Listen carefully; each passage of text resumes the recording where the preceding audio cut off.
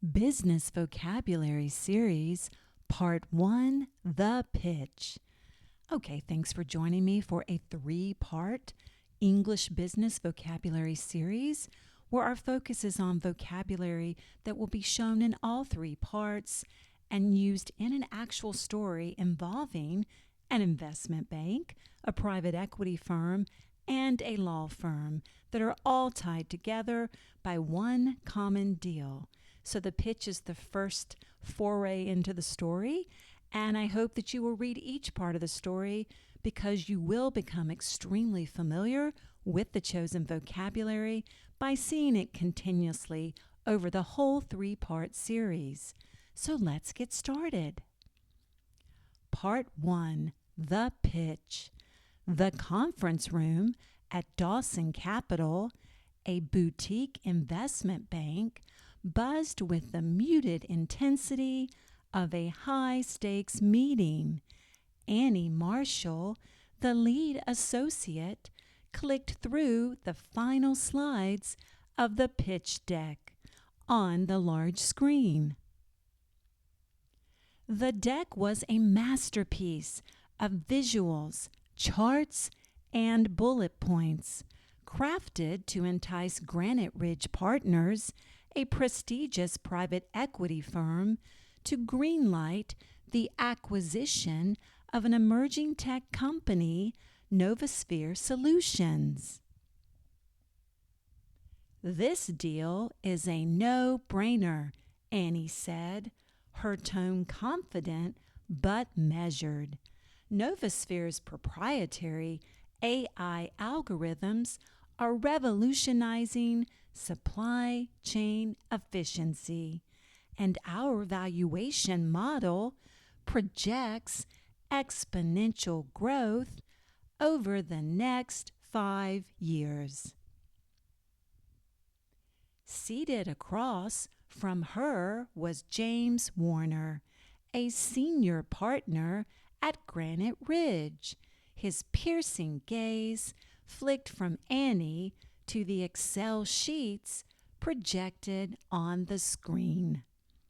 What about the depreciation schedule on their hardware investments? AI companies tend to overspend on infrastructure early, and it eats into their bottom line. Annie was prepared. "We've accounted for that. Here," she pointed at the screen, pulling up a tab in their financial model.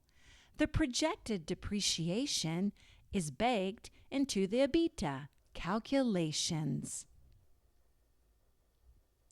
We've also incorporated the expected amortization of Novosphere's R&D cost post-acquisition. The numbers hold up." James nodded slowly, but wasn't fully convinced. "And the working capital projections?" "Their current ratio is solid, with room for growth. Page 22 of the Prospectus outlines a conservative increase based on their recent funding round and projected revenue streams," Annie said. Satisfied for now, James leaned back. "We'll review internally, but Dawson Capital has done impressive work here." Across town, at Hampton Legal Group, Nora Patel, a corporate attorney specializing in mergers and acquisitions, was on a call with Novosphere's founder, Mark Lynn. "Mark, I need to emphasize the importance of full transparency in your financial disclosures. Granite Ridge will scrutinize every line item in your prospectus, especially since your patent portfolio is the cornerstone of the deal. Got it, Mark replied. I'll make sure everything is in order.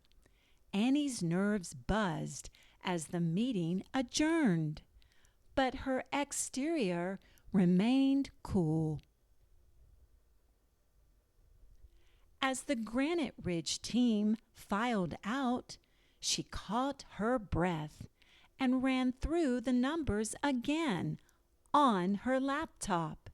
The model was airtight, at least as airtight as any financial projection could be.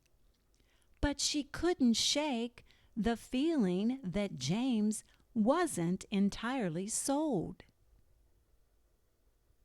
She made a mental note to revisit the working capital assumptions and consult with the senior analyst on her team before Granite Ridge's follow-up. Meanwhile, James met with Mia Larson, one of Granite Ridge's junior analysts, in their own sleek downtown office. "What's your first take on Dawson's pitch?" he asked, handing her a printed version of the prospectus. Mia scanned the pages, her sharp eyes catching a few potential red flags. Their patent revenue projections look aggressive.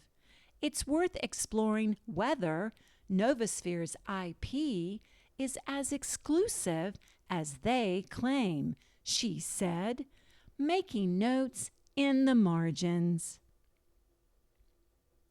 James nodded. Good catch. Let's verify that before we commit. As Dawson Capital regrouped to fine-tune their pitch, Nora Patel at Hampton Legal was navigating a storm of emails and contracts. Her sharp instincts told her that Mark might not be entirely forthcoming about Novasphere's pending patent disputes. "Mark," she said during a follow-up call, "if there's anything you haven't disclosed about your intellectual property, now's the time. If it surfaces later, it could derail everything." Mark hesitated, and Nora's suspicion deepened. Unbeknownst to the investment bank and the private equity firm, the legal team was about to become the linchpin in a deal far more complex than anyone anticipated. Okay, this is the end of part 1, the pitch. If you enjoyed it and you are curious about what's going to happen in part 2, please join me for part 2, the challenge, to see if this deal has a chance. This video will be available tomorrow, and I can't wait to share it with you. Please do remember to subscribe and like the channel, Vibing with Vocab, if you are enjoying the stories. Looking forward to reading with you tomorrow.